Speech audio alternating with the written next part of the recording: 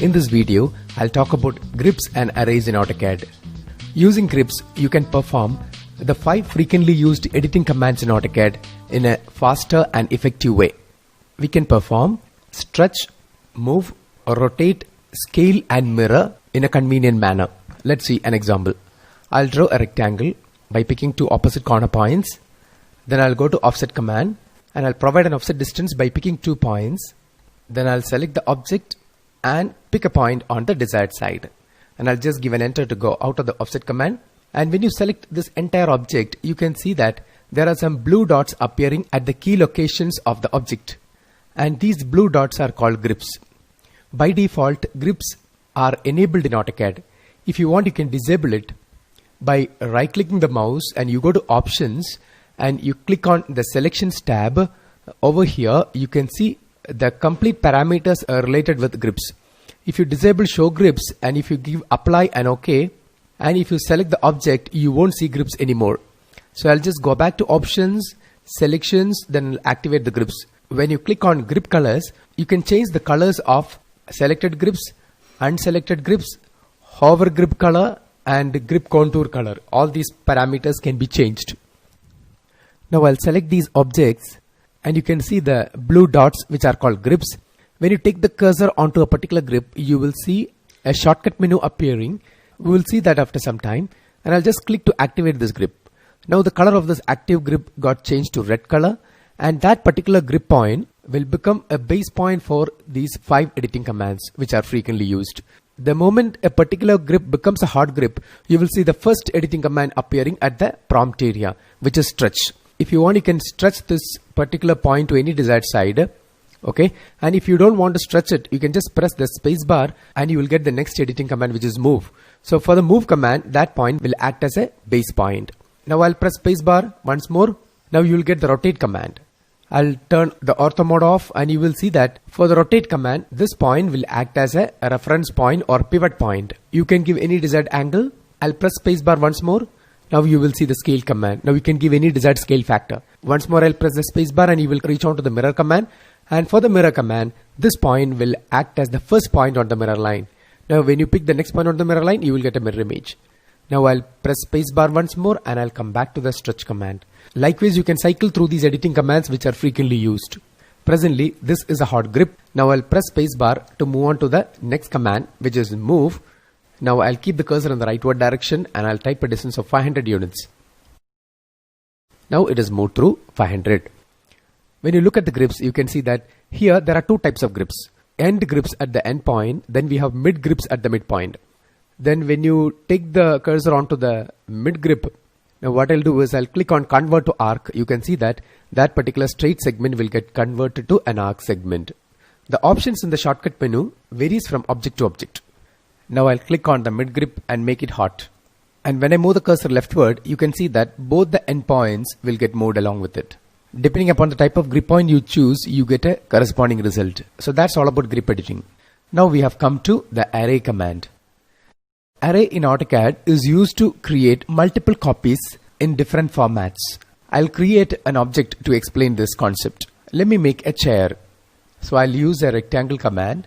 I'll click my first corner here. Then I'll go to dimension option. When I'm asked to give the length, I'll give 45.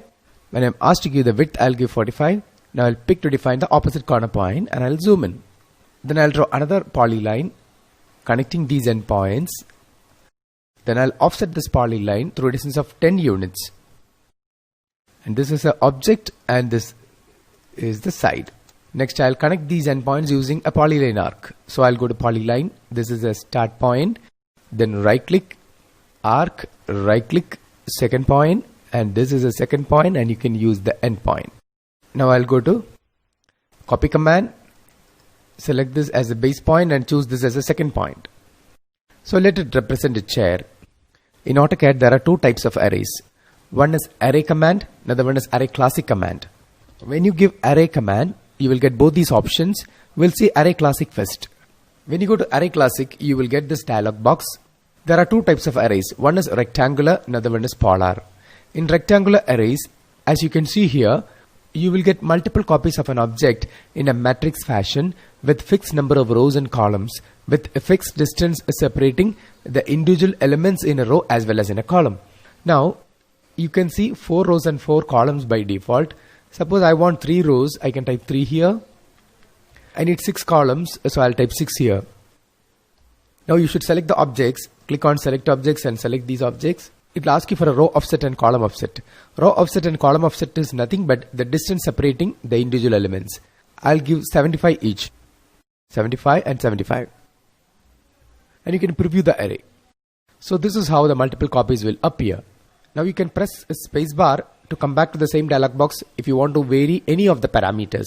Suppose instead of 6 columns, if I want, I can go for 8 columns. And this row offset and column offset can also be specified using pick both offset option.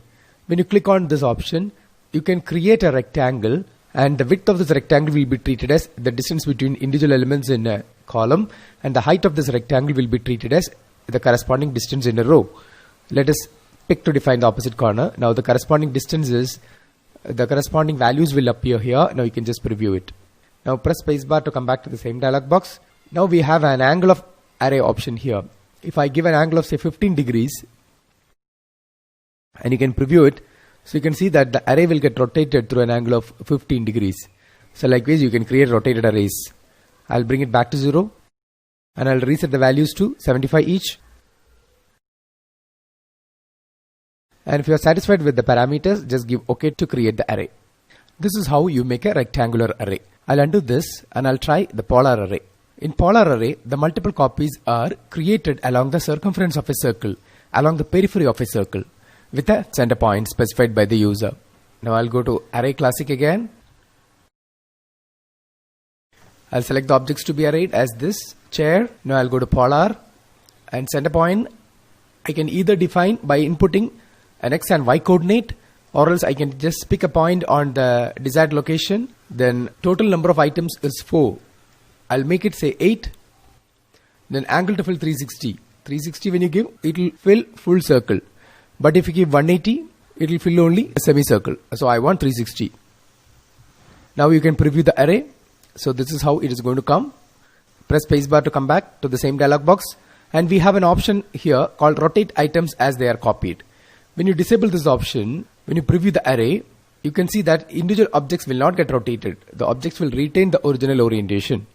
But if you click on rotate items, see the each items will get rotated through a certain angle, and the angle will be equal to 360 divided by the total number of items. Now presently it is total number of items and angle to fill are the parameters which are enabled. But if you want, you can go to total number of items and angle between them, or else you can give angle to fill and angle between them. Okay, when angle to fill is 315 and the angle between them is 45, you will get the same array. So you can try out any of these parameters depending upon the availability. Now I'll just give OK to create the array. Next I'll try the second type of array, which is called the array object. If you want to create an array object, you can give array command at the command prompt, or else you can choose the array object from the modify panel. So we will get rectangular array, polar array and the path array. So I'll go to rectangular. Then I'll ask you to select the object to be arrayed. I'll choose this particular chair. Then it will create the array automatically with 4 columns and 3 rows. At the ribbon, you will get array creation tab and you will see all the parameters related with a rectangular array. Here if you want, you can change the number of columns to 6, and you can control the distance between elements in a column. Here I'll give the value 120. Now the row distance can be varied, or else you can also give the distance in terms of the total distance. I'll give say 600.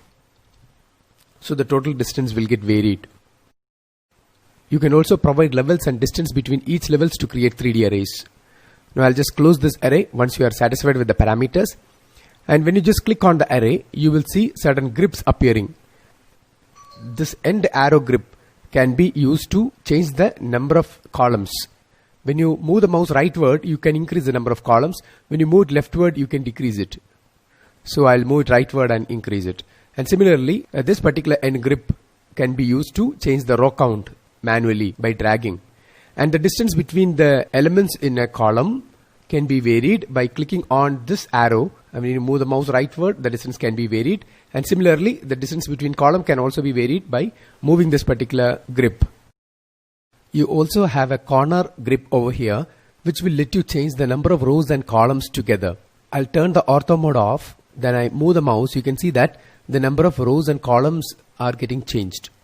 But when you click on the array object, you can see that the entire object will remain as a single object. That's a property of the array object.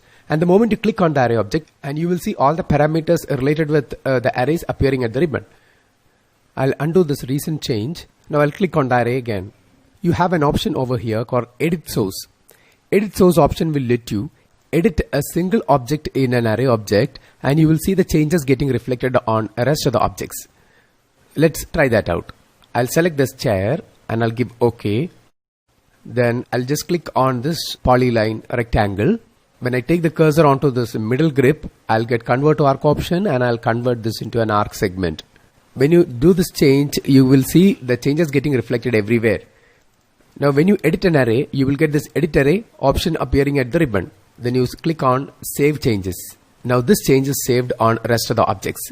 This happens because the array object by default is associative. If you want to disable the associative nature of arrays, you have to explode it. So I'll type X. Now you can select individual objects in the array. I'll erase, select all these objects, and I'll type R to remove. Only this particular object I want to remove and give an enter to get rid of the rest of the objects. Now let's try polar array. So I'll go to modify panel and I choose polar array, and I'll select the object to be arrayed. Then it will ask you for the center point of the array. I'll click the center point somewhere over here, for example. Now you will see 6 numbers of the same object getting generated and aligned along the periphery of a circle. Now you can control the parameters over here. The number of items can be controlled here. Instead of 6, if you want, you can go for 9. And number of rows and columns, if you can have several rows of the same item. If I want 3 rows, I can get it. I'll type 3. So you will get such an array formation in 3 rows. Okay, I'll bring it back to 1. Now the distance between individual items can be controlled here. You can also control the distance between individual items over here and the total angle to fill. When you click on the array, you will get 4 grips. Each grip has got unique applications. When you click on the center grip, you'll be able to move the entire array to a different location. Like this. Now, the square grip which you see here can be used to change the radius of the array. Like this, you can change it. Now I'll undo this. And this arrow grip which you see here can be used to change the angle to fill or the included angle of the array. I'll undo this. This particular arrow grip can be used to change the total number of items in the array. I'll undo that also. You can also change the parameters related with an array using the options which you get in the shortcut menu related with the grip. And how will you get that shortcut menu? I'll just click on this polar array, and when I take the cursor onto this grip, I don't have any shortcuts. But when I take the cursor over here, I'll get a shortcut menu in which I'll see options like stretch radius, raw count, level count, etc. If I click on stretch radius, I can change the radius of this array. I'll just click to define the new radius, or else I can give a numeric value. Take you to the next item, that is raw count. You can give the number of rows. I'll give say 3 rows. Now I have 3 rows in this array. Now I can just click on the close array to retain this array. I'll undo this. Now I'll click on this array again. Now we have another option called level count, which will let you get multiple levels in 3 dimensions. And that is beyond the scope of our approach. Now take the cursor onto this grip. You will see item count and angle to fill. If I click on item count, it will ask you for the number of items. If I want 6 items, I can give 6. Software cuts off the 3 items from here. Now I'll undo this again. Now when I click on this, I have the shortcut and I'll take fill angle, and I can give a fill angle of say 180. So it will fill only half circle. Likewise, you can make use of the shortcut menu to incorporate changes. Even in a rectangular array, you can incorporate the similar changes. As I told you before, an array object is associative in nature. That means it will remain as a single object. For this, when you explode, it will lose the associative nature. You can retain the associative nature of an array. At the same time, you can remove one or more elements from an array. For that, just hold on the control key and click on the selected object to be erased. So I'll select all these objects. Now I can give erase command. So it's gone. Now if I click on the array, it will remain as a single object. That means it has retained the associative nature. Whenever you want, you can restore the array by clicking on the reset array button. Now you will get the array back. So this is how you edit a single object in an array. Now we come to the third type of array, which is called the path array. In the path array, you can have multiple copies of an object along a path. So let's create the path using a polyline. So I'll go to polyline, and from this mid I'll start, then I'll right click, then I'll go to arc option, then I'll again right click and go to second point option, and I'll pick a second point over here, then I'll pick the end point here. Let this be the polyline path. Now I'll go to path array. In the modify panel, I'll click on path array and select the object, then just give an enter, then it will ask you to select the path curve. Path curve is nothing but the polyline which you have created. Now you have multiple copies, and you can vary all the parameters related with this array in the ribbon. And here the distance between individual item is displayed as 97.5. If you want, you can give a higher value. I'll make it say 120. So you can see that the gap between individual items will get widened. Alternatively, you can also change the gap between items.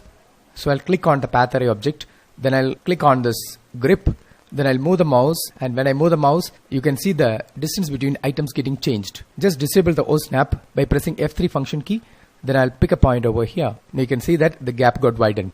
Now I'll click on the array object, and you can change the array creation method. The array creation method by default is measure method. You can change that to divide method. In the measure method, you actually give the distance between individual items to control the number of objects. Whereas in the divide method, you can give the total number of items.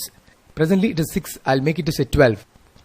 So the total number of items changed from 6 to 12. So that is called the divide method of array creation. You can also change the number of rows from 1 to 2 if you want. So you will get one more row here, and this gap or distance between rows you can control here from 102 to 200. This particular gap will get widened. I'll just close the array and I'll undo this. Now we have a base point option. Base point option will let you change the base point of the array. I'll activate the OSnap and I'll choose this a particular endpoint as the base point. So what happens is this base point will get aligned with the path. So base point is a point which will get aligned with the path, which can be changed as per your requirement.